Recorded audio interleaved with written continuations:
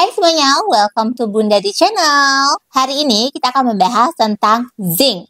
Yes, it's all about zinc. Salah satu vitamin yang penting banget buat kesehatan tubuh kita. Tapi sebelum itu, jangan lupa untuk like, subscribe, dan nyalakan lonceng notifikasinya biar nggak ketinggalan info selanjutnya. Jujur, aku belum minum zinc ini ya. Nanti aku akan minum bersamaan dengan vitaminnya lainnya. Dan setelah mungkin 2-3 bulan, aku akan review ulang kembali. Tapi ini sekedar pengertian dari zinc itu dulu ya. Apa sih itu zinc? Dan fungsinya tuh buat apa? Oke, ini dia videonya. Fungsi zinc. Zinc adalah mineral esensial yang mendukung banyak fungsi tubuh. Zinc berperan penting dalam sistem kekebalan tubuh, penyembuhan luka, untuk sintesis protein, sintesis DNA, dan pembelahan sel. Selain itu, zinc sangat penting untuk pertumbuhan dan perkembangan tubuh, terutama selama masa kehamilan, masa kanak-kanak, dan juga remaja. Zinc juga mendukung fungsi indera penciuman dan juga perasa. Nah, ini adalah beberapa makanan yang mengandung zinc. Ini dia tabelnya. Ada daging merah yang terdiri dari daging sapi dan domba, ada kerang, tiram itu sumber zinc yang sangat baik ya guys. Dan juga ada kacang-kacangan seperti kacang mete dan kacang almond, ada biji-bijian, biji labu, dan biji wijen contohnya, dan juga produk susu seperti keju dan susu. Dosis zinc berdasarkan usia. Bayi usia 0 hingga 6 bulan, dosisnya adalah 2 mg. Bayi usia 7 hingga 12 bulan, dosisnya adalah 3 mg. Anak-anak usia 1 hingga 3 tahun, dosisnya adalah 3 mg. Anak-anak usia 4 hingga 8 tahun, dosisnya adalah 5 mg. Anak-anak usia 9 hingga 13 tahun, dosisnya adalah 8 mg. Remaja putri usia 14 hingga 18 tahun, dosisnya adalah 9 mg. Remaja putra usia 14 hingga 18 tahun, dosisnya adalah 11 mg. Wanita dewasa, dosisnya adalah 8 mg. Pria dewasa, dosisnya adalah 11 mg. Untuk wanita hamil usia 14 hingga 18 tahun, dosisnya adalah 11 mg.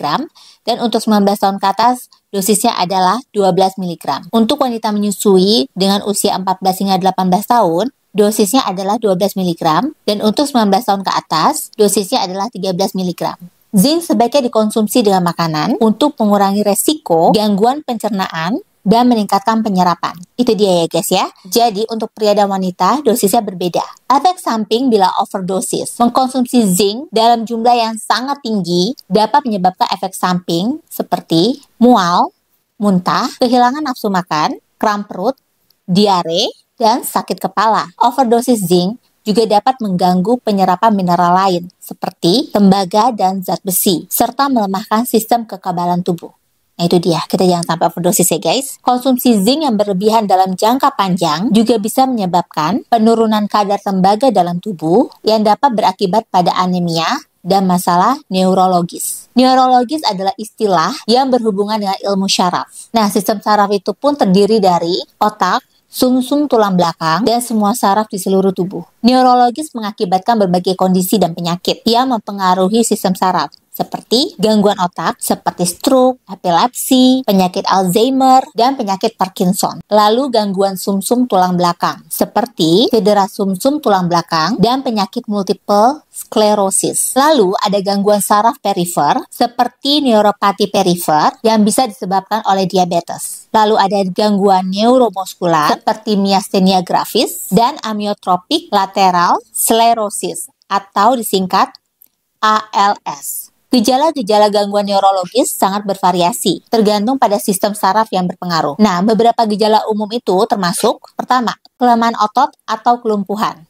Kedua, kehilangan koordinasi. Ketiga, kehilangan sensasi atau perasaan. Keempat, sakit kepala yang sangat parah. Kelima, gangguan ingatan atau kognisi. Dan yang terakhir, kejang atau tremor. Diagnosis dan pengobatan gangguan neurologis seringkali melibatkan berbagai tes dan prosedur seperti pencitraan otak atau MRI, CT scan, juga tes fungsi saraf, dan evaluasi klinis oleh seorang neurologis, yaitu dokter spesialis neurologi.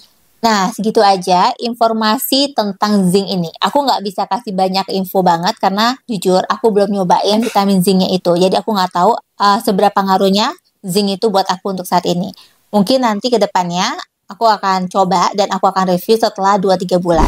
Oke, segitu aja informasi untuk saat ini. Semoga bisa bermanfaat buat kalian semua. Dan kalau misalnya dirasa videoku ini bermanfaat, jangan lupa untuk like, subscribe, dan sebarkan video ini ke teman-teman kalian ya. Dan kalau misalnya ada yang mau tanyain, silahkan tanya di kolom komen. Insya Allah kalau aku ada waktu, aku akan jawab. Dan kalau misalnya aku ada kesalahan dalam penyampaian informasi, please correct me if I'm wrong. Karena aku juga kurang begitu tahu. Ini aku sadur semuanya dari berbagai sumber informasi di internet. Oke, see you on the next video. Bye-bye.